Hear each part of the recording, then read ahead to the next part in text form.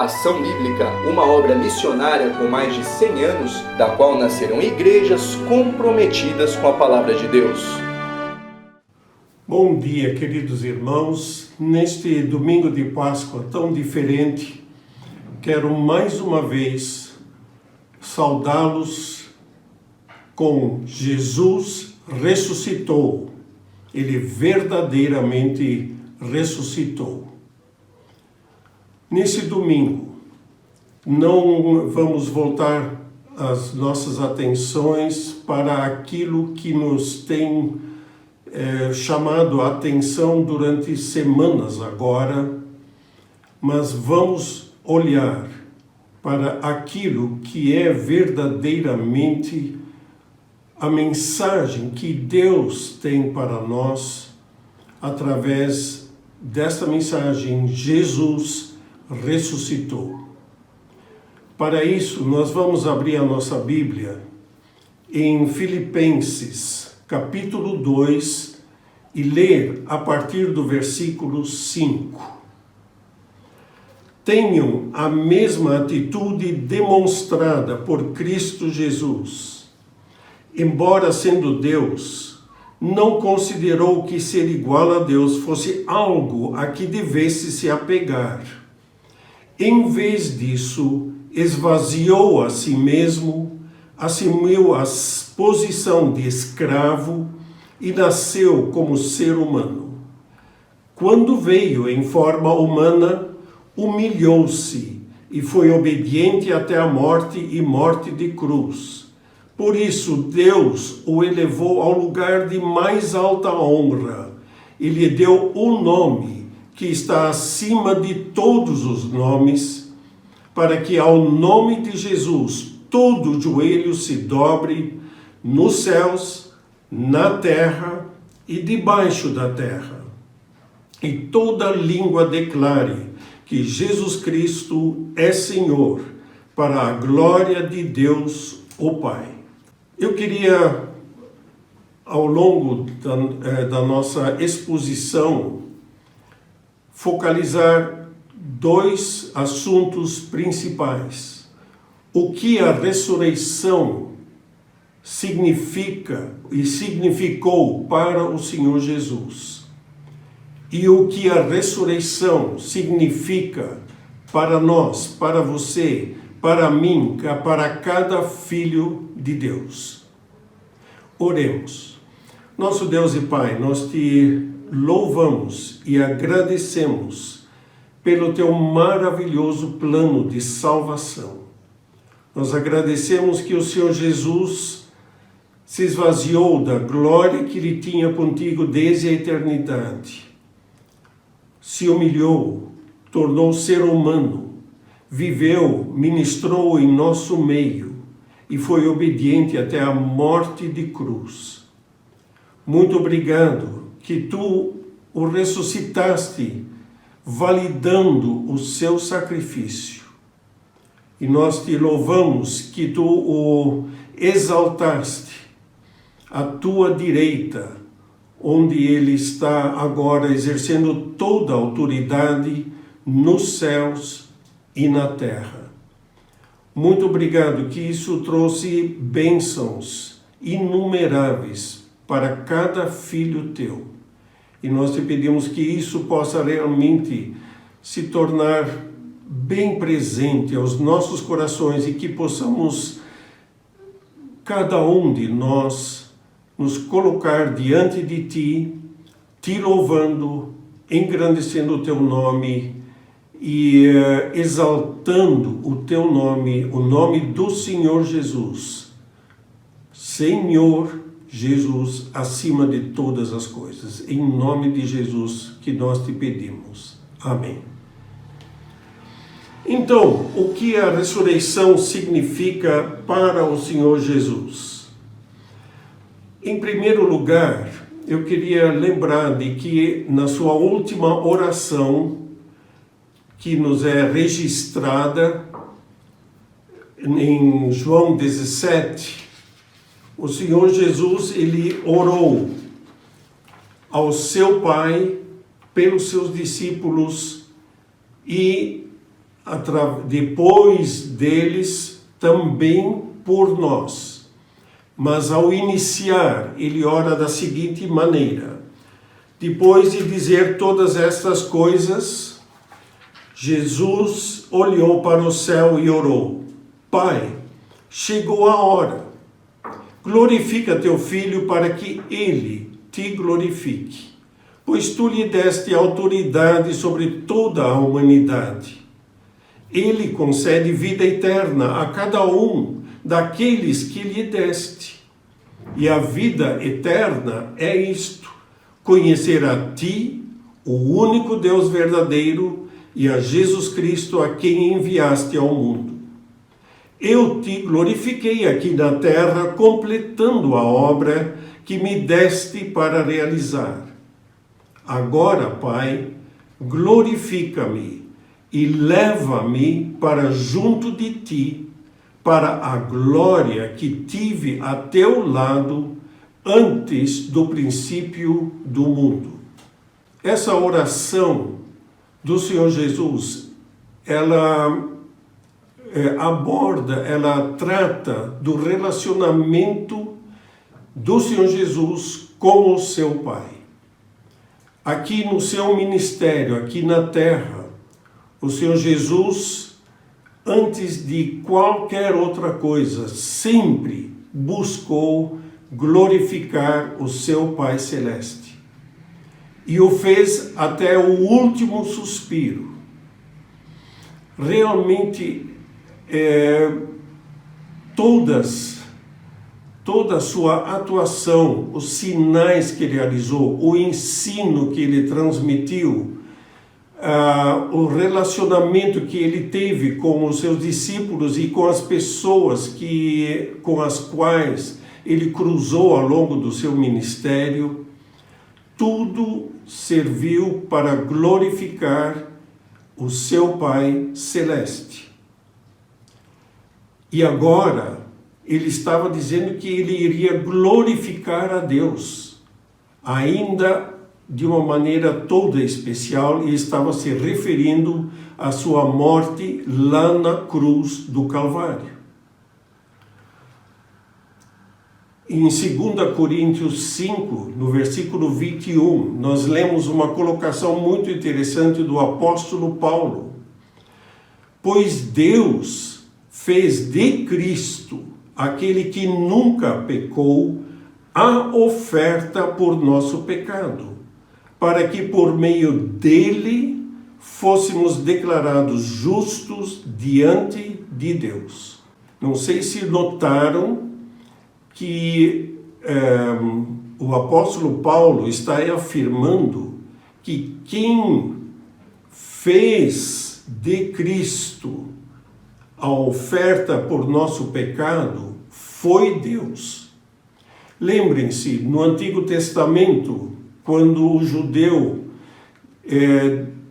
percebeu ou detectou que ele pecou diante de Deus, transgredindo a sua lei, ele tinha que tomar uma ovelha e trazê-la lá diante do altar de Deus, diante do sacerdote, impor as suas mãos sobre este cordeiro e ele então confessar o seu pecado. Então o animal era morto. Vocês percebem? Quem colocava o seu pecado, aquele que ele confessava, sobre aquele cordeiro, era o pecador. Aqui nos é afirmado uma coisa maravilhosa. Deus Pai, ele fez de Cristo, aquele que nunca pecou, o Cordeiro de Deus que tira o pecado do mundo, a oferta por nosso pecado. Com que finalidade? Para que por meio de Jesus Cristo fôssemos declarados justos diante de Deus. Então, sofrendo lá na cruz, por causa do nosso pecado, da nossa culpa, da culpa de toda a humanidade, que Deus colocou sobre ele. O Senhor Jesus pôde entregar o seu Espírito ao Pai, depois de testemunhar lá em João 19:30, depois de provar aquele vinagre que lhe deram para beber, Jesus disse: está consumado. Então, inclinou a cabeça e entregou o Espírito. Desta maneira, Jesus Cristo glorificou até os últimos momentos de vida a Deus Pai aqui na terra, depois de ter cumprido todo o seu ministério de anunciar as boas novas do reino de Deus. E agora passam-se os 3 dias com o corpo sepultado. Esses 3 dias foram anunciados repetidas vezes pelo Senhor Jesus, e Deus Pai intervém com o seu poder e glorifica o seu Filho Jesus Cristo, ressuscitando-o dos mortos. Nós vemos aqui a resposta de Deus àquela oração lá de João 17, onde Jesus Cristo, o Filho de Deus, pede ao Pai: glorifica-me com a glória que tive desde antes da fundação do mundo.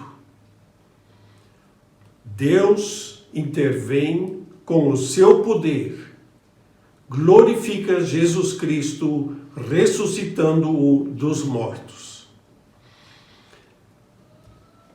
Na verdade, com a ressurreição, inicia-se a parte da glorificação de Jesus Cristo, aquela parte visível para nós. Nós temos o testemunho dos 4 evangelhos, incluindo aqueles 40 dias até a ascensão, tempo precioso no qual o Senhor Jesus, ressurreto, ainda ministrou e ensinou os seus discípulos. Nos relatos da ascensão, que é um assunto que normalmente passamos batido por cima, nós hoje em dia, nas igrejas, no mundo inteiro, essa ascensão do Senhor Jesus é um assunto que é pouco valorizado. Mas eles, nesses relatos da ascensão, eles marcam claramente a plena glorificação de Jesus Cristo. Esses relatos, eles nos revelam vários fatos extremamente relevantes. Em Mateus 28, versículo 18, nós lemos o seguinte: Jesus se aproximou deles e disse: toda a autoridade me foi dada no céu e na terra. O que está por trás disso? Toda a autoridade no céu e na terra me foi dada. Lucas 24, versículo 46, o Senhor Jesus ainda, nessa mesma oportunidade, ele diz: sim, está escrito que o Cristo haveria de sofrer, morrer e ressuscitar do terceiro dia, e que a mensagem de arrependimento para o perdão dos pecados seria proclamada com a autoridade de seu nome a todas as nações, começando por Jerusalém. Baseado nesta autoridade do nome de Jesus, que ele aqui menciona pela primeira vez nesse sentido, o Senhor Jesus ressurreto e glorificado, ele deu ordens precisas e várias promessas.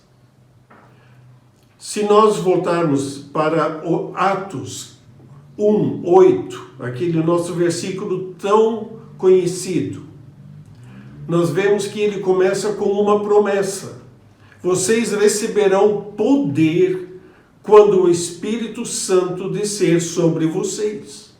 Agora, baseado nisso, ele deu uma ordem: serão minhas testemunhas em toda parte, em Jerusalém, em toda a Judeia, em Samaria e nos lugares mais distantes da terra. Se voltarmos para Mateus 28, versículo 19, depois de ter dito que foi-lhe dado toda a autoridade no céu e na terra, ele dá uma ordem. Portanto, baseado neste fato, vão e façam discípulos de todas as nações, batizando-os em nome do Pai, do Filho e do Espírito Santo. Outra ordem: ensinem esses novos discípulos a obedecerem a todas as ordens que eu lhes dei. E ele termina com uma promessa. Ele, o Senhor Jesus, ressurreto, já glorificado, e lembrem-se disto: estou sempre com vocês, até o final do século, até a consumação do século. A Bíblia ainda nos apresenta uma outra visão. Isto é o que os discípulos viram, o que eles viram aqui como seres humanos, vivendo aqui na Terra. Agora, existe ainda uma outra dimensão, aquilo que aconteceu no céu. E a Bíblia, ela nos revela isso, aquilo que aconteceu diante do trono de Deus. Já o profeta Daniel, no capítulo 7, versículo 13, ele disse o seguinte: depois, em minha visão naquela noite, vi alguém semelhante a um filho de homem, vindo com as nuvens do céu. Ele se aproximou do ancião e foi conduzido à sua presença. Recebeu autoridade, honra e soberania para que os povos de todas as raças, nações e línguas lhe obedecessem. Seu domínio é eterno, não terá fim. Seu reino jamais será destruído. Nós temos aqui uma profecia da glorificação do Senhor Jesus, já testemunhando aquilo que ele disse aos seus discípulos em Mateus 28:18. Toda autoridade nos céus e na terra me foi dada.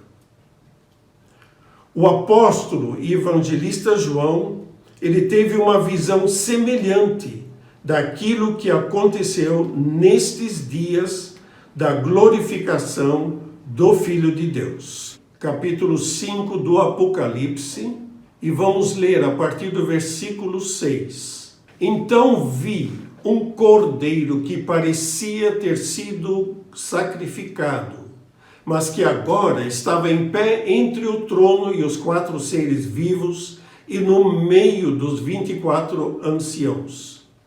Tinha 7 chifres e 7 olhos, que representam os 7 Espíritos de Deus enviados a todas as partes da terra.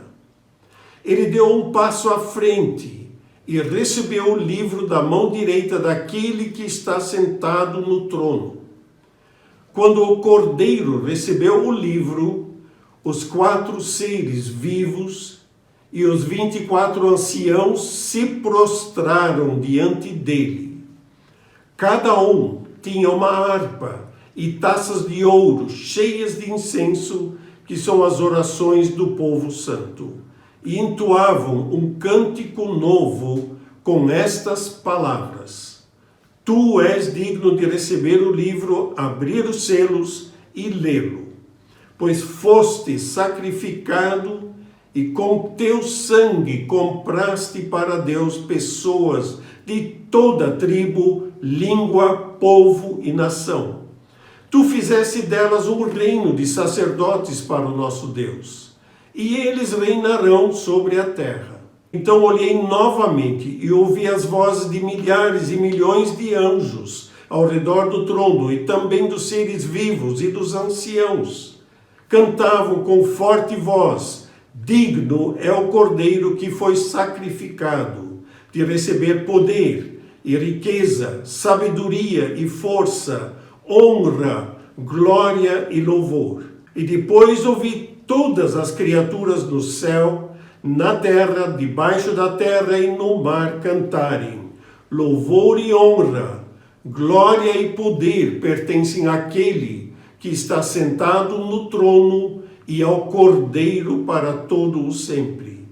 E os 4 seres vivos disseram amém, e os 24 anciãos se prostraram e adoraram. Então nós vemos aqui algo que está oculto aos nossos olhos humanos aqui na terra, mas onde Deus, através de Jesus Cristo, ele trouxe essa revelação ao apóstolo João, lá na ilha de Patmos. Essa visão daquilo que aconteceu quando Jesus Cristo foi glorificado. O Cordeiro que foi sacrificado, que com o seu sangue comprou pessoas de todas as raças, tribos, línguas, nações, o que quer dizer toda a humanidade, de toda a história. Ele recebendo o livro. E nós vemos quem está adorando são os querubins, os 4 seres vivos e os 24 anciãos, e depois todos os anjos, e depois todas as criaturas dos céus e na terra. O que nós lemos lá em Filipenses, capítulo 2, versículo 9. Por isso Deus o elevou ao lugar de mais alta honra e lhe deu o nome que está acima de todos os nomes, para que ao nome de Jesus todo joelho se dobre nos céus, na terra e debaixo da terra, e toda língua declare que Jesus Cristo é Senhor, para a glória de Deus o Pai. Nós vemos as duas manifestações, aquilo que os discípulos viram. Eles viram o Senhor Jesus, depois de 3 dias, ressurreto pelo Pai. Eles receberam através dessa visão do apóstolo João. Ele recebeu lá no final do seu ministério, no final da sua vida, essa visão daquilo que aconteceu naqueles dias, quando o Senhor Jesus, ressurreto, ascendeu ao céu, foi glorificado e colocado por Deus à sua direita. O autor aos Hebreus, ele ainda traz mais um testemunho. Ele diz lá em Hebreus 10, versículo 19: portanto, irmãos, por causa do sangue de Jesus, podemos entrar com toda confiança no lugar santíssimo. Por sua morte, Jesus abriu um caminho novo e vivo através da cortina ou do véu que leva ao lugar santíssimo. O que nós vimos no momento em que o Senhor Jesus falou aquelas palavras: está consumado, entregou o seu espírito. O véu no santuário, lá em Jerusalém, ele foi rasgado de cima para baixo. Não de baixo para cima, como se alguém tivesse pego esse véu e rasgado por baixo. Mas Deus mesmo rasgou o véu que fazia separação para o lugar santíssimo. Ele foi rasgado. Jesus Cristo, derramando o seu sangue, ele abriu um novo e vivo caminho pelo qual nós temos acesso ao trono da graça de Deus a qualquer hora, qualquer dia. Não precisamos marcar audiência com o Deus que criou os céus e a terra. Nós não precisamos marcar audiência com o nosso Pai Celeste. Podemos nos aproximar devido ao sangue de Jesus.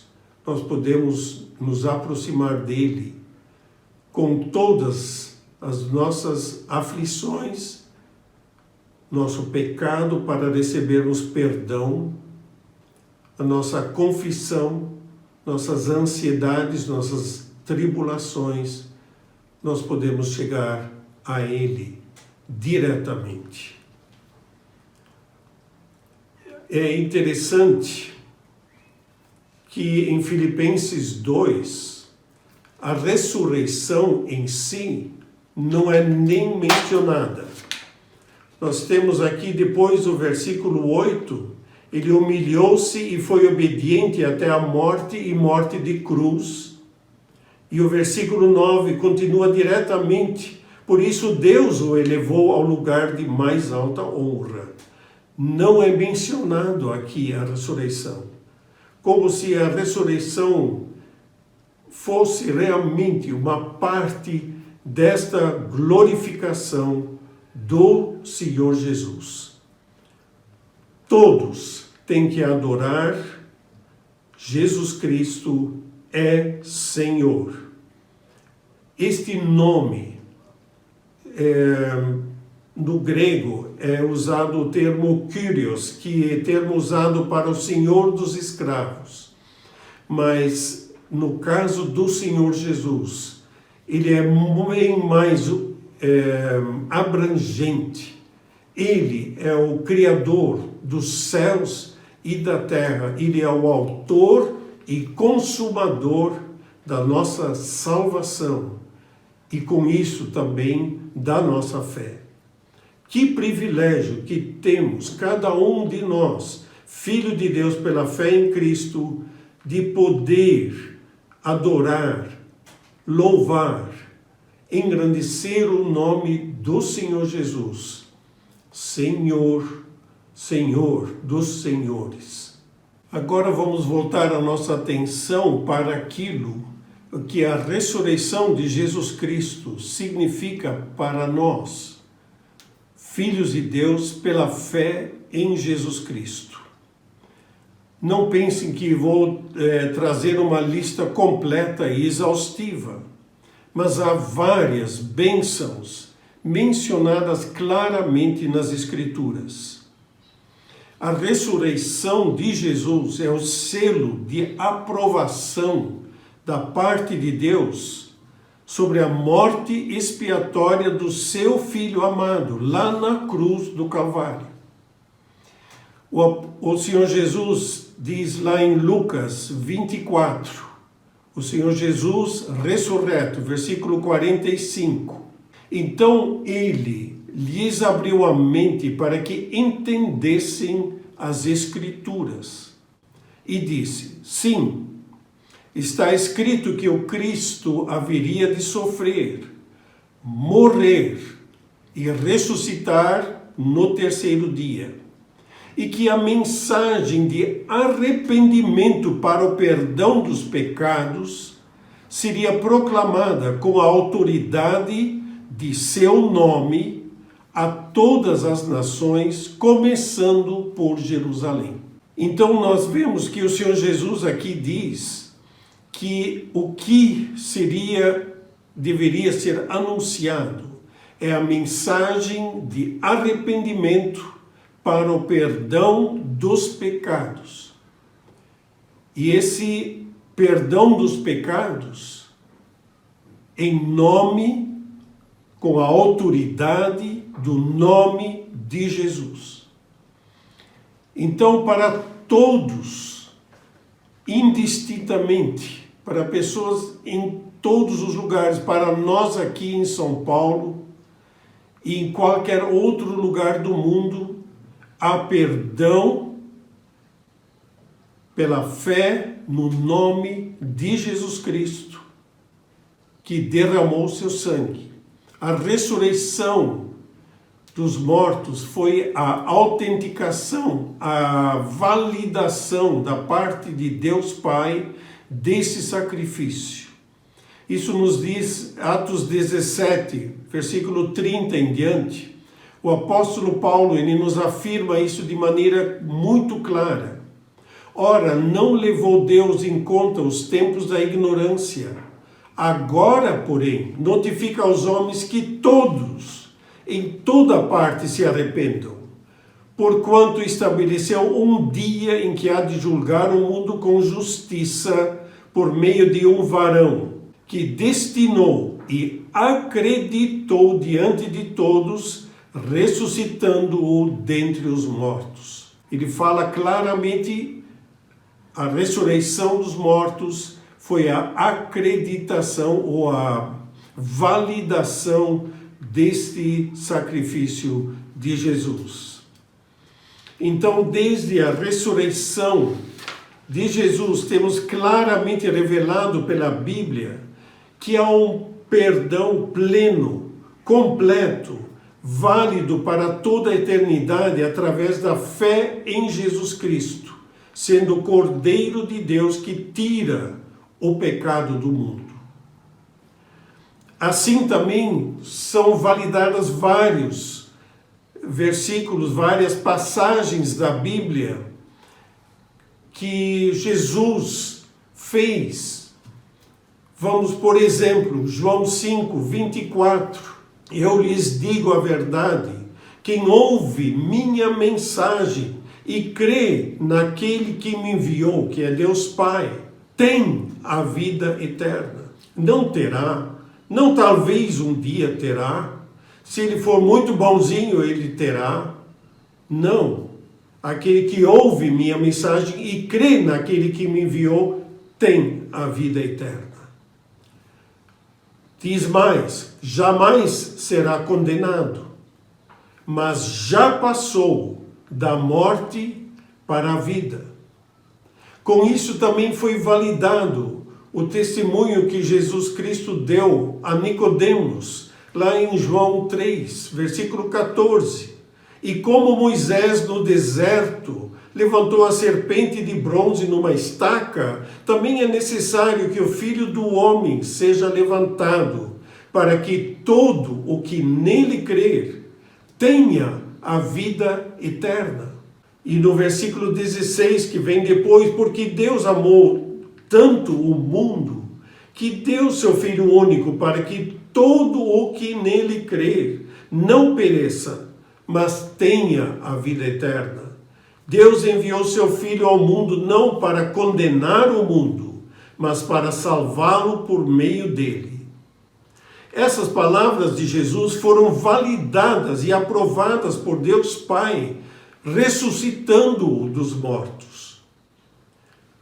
Mas não somente o perdão dos nossos pecados, não somente a reconciliação com Deus, a justificação diante de Deus e a paz com Deus, mas neste momento, quando nós colocamos a nossa fé em Jesus Cristo, nasce uma nova criatura em Cristo. Romanos 4 diz então o seguinte: ele foi entregue à morte por causa de nossos pecados e foi ressuscitado para que fôssemos declarados justos diante de Deus.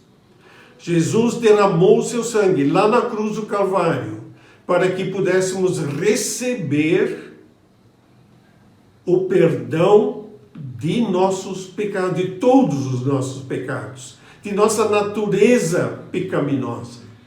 É aquela natureza nossa, humana, que em tudo se rebela contra as coisas de Deus.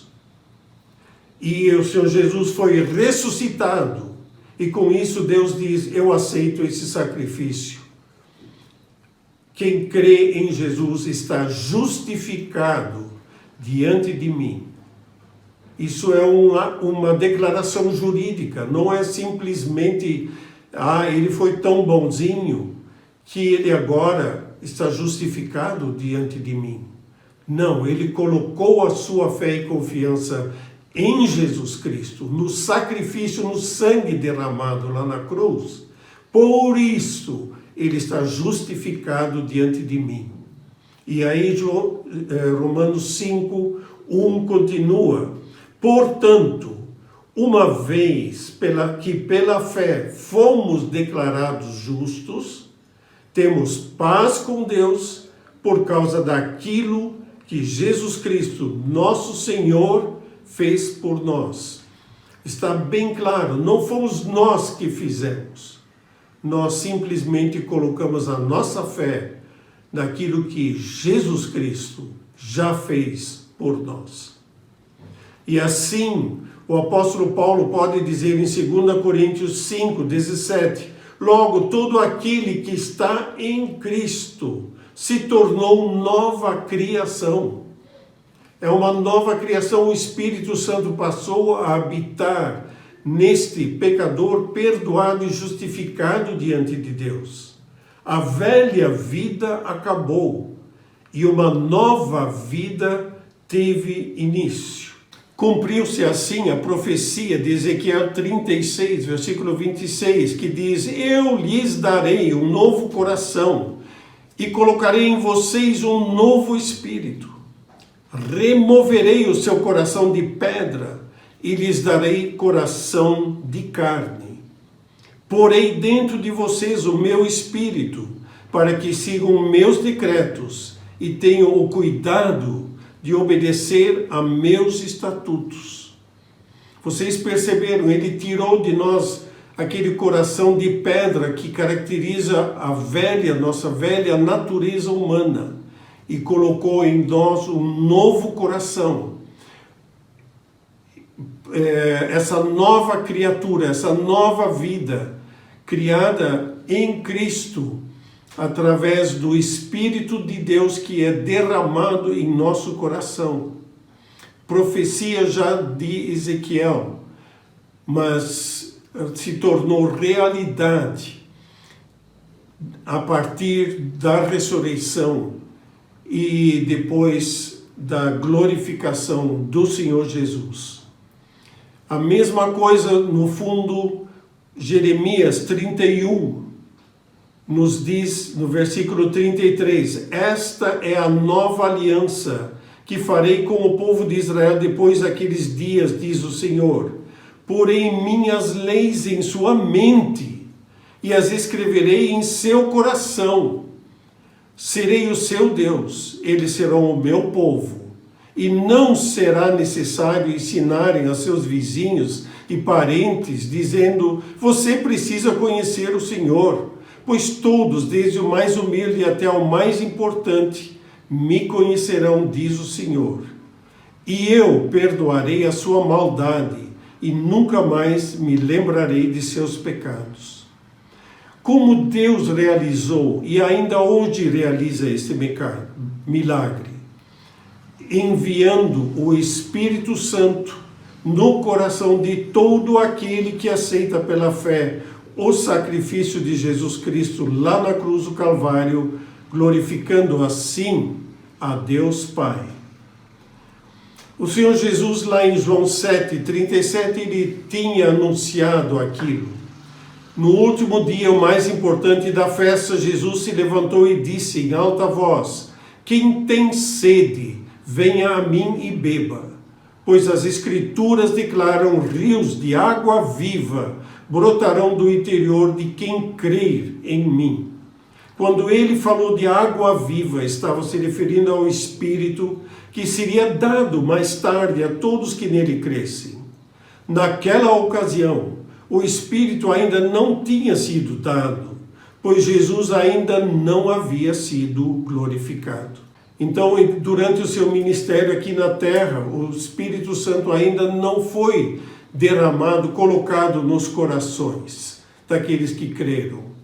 Mas depois que o Senhor Jesus foi ressurreto dos mortos, foi glorificado à destra de Deus, este Espírito é derramado desde o dia de Pentecostes no coração de todo aquele que coloca sua fé em Cristo.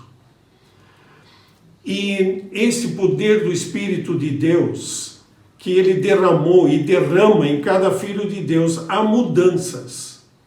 A primeira coisa que percebemos, ele nos dá a revelação de nosso estado de pecador e leva ao arrependimento, e depois de confessar isso a Deus, há acesso ao perdão de todos os pecados.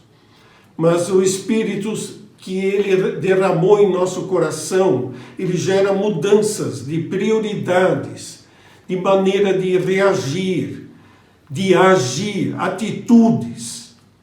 O Espírito vivifica a palavra de Deus e molda o nosso coração a nos lembrar dela, a obedecer, a aplicar essa orientação na sua vida. O apóstolo Paulo, ele resume isso como sendo o fruto do Espírito. Amor, paz, alegria, mansidão, domínio próprio, todas essas coisas que o Espírito produz em nosso coração.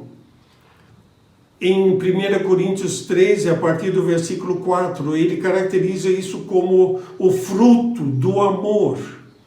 O que o amor faz em nosso coração. Romanos 5, 29 resume de outra maneira. Ele diz: e nós somos transformados à imagem e semelhança de Jesus Cristo. Na hora em que nós somos desprezados, agredidos, ou então passamos por situações difíceis, o Espírito Santo vai moldando, vai transformando a nossa maneira de agir, de reagir, de como nós nos posicionamos, como nós reagimos dentro das situações do dia a dia, a nível pessoal, dentro das nossas famílias, dentro do nosso trabalho, dentro do ministério de Deus. Ele vai transformando a nossa vida. Isso é um processo contínuo, ao longo de toda a nossa vida. Renovado diariamente, ele transforma em primeiro lugar o nosso relacionamento com Deus, porque ele nos traz as lembranças que somos filhos de Deus. E como tal, Deus quer mudar o nosso ser. Então, isso transforma, modifica o nosso relacionamento social com as pessoas, o relacionamento afetivo com o nosso próximo em todas as áreas. Mas as bênçãos não param por aí. Graças à ressurreição do Senhor Jesus, nós temos uma viva esperança. 1 Pedro 1, versículo 3, o apóstolo Pedro, ele diz o seguinte: todo louvor seja dado a Deus, o Pai de nosso Senhor Jesus Cristo. Por sua grande misericórdia, ele nos fez nascer de novo, por meio da ressurreição de Jesus Cristo dentre os mortos. Agora temos uma viva esperança e uma herança imperecível, pura e imaculada, que não muda nem se deteriora, guardada para vocês no céu. Por meio da fé que vocês têm, Deus os protege com seu poder, até que recebam esta salvação pronta para ser revelado nos últimos tempos. Quando Jesus vier buscar, através do arrebatamento, a sua igreja para junto de ti, nós vamos entrar na posse desta herança que Jesus Cristo nos conquistou através da sua morte e ressurreição e glorificação. Concluindo, o que a ressurreição e glorificação de Jesus trouxeram a ele? Jesus recebeu toda a autoridade no céu e na terra. A presença dele conosco todos os dias, até a consumação do século. O que isso inclui? Inclui todas as situações, desde a perseguição por causa do nome de Cristo, contestações no ministério de pregar o Evangelho, mas também nas situações dramáticas por causa de guerras, desastres naturais e incluindo também o coronavírus. O Senhor Jesus, ele disse, nesses dias eu também estou convosco, todos os dias até a consumação do século. Isso inclui a presença de Jesus Cristo em cada discípulo, em qualquer parte do globo, através do seu Espírito que ele derramou em nosso coração, trazendo em primeiro lugar salvação pela fé no nome de Jesus, o Senhor, e criando pelo ministério do Espírito Santo aquela nova criatura em Cristo, que vai sendo formada à imagem e semelhança de Cristo, e assim produzindo fruto diariamente em todas as situações, nas difíceis, nas boas, nos momentos de vitória e nos momentos de doença e de fraqueza extrema, fruto do Espírito, sendo luz do mundo, sendo sal da terra e vivendo esta nossa vida com uma viva esperança de vida eterna com Deus, Pai, e o seu Filho, Jesus Cristo, nosso Senhor. Que Deus nos abençoe, cada um lá na sua casa, e que possamos nos alegrar nesse dia de uma maneira toda especial, por esse glorioso fato de Jesus Cristo ter ressuscitado dos mortos. Oremos. Nosso Deus e Pai, nós te glorificamos e engrandecemos o teu nome, o nome do Senhor Jesus, que deu a sua vida para nos salvar, para nos regenerar, para fazer de nós novas criaturas em Cristo, tirar de nós aquele coração de pedra e colocar um coração de carne. Obrigado pelo teu Espírito que tu colocaste em cada um de nós, que colocamos a nossa fé em Jesus Cristo. E nós te pedimos que possamos com todo o nosso viver engrandecer o nome de Jesus. Não somente teoricamente adorando a Cristo, mas glorificando ao teu grande nome, o nome do Senhor Jesus. E no nome dele que pedimos. Amém.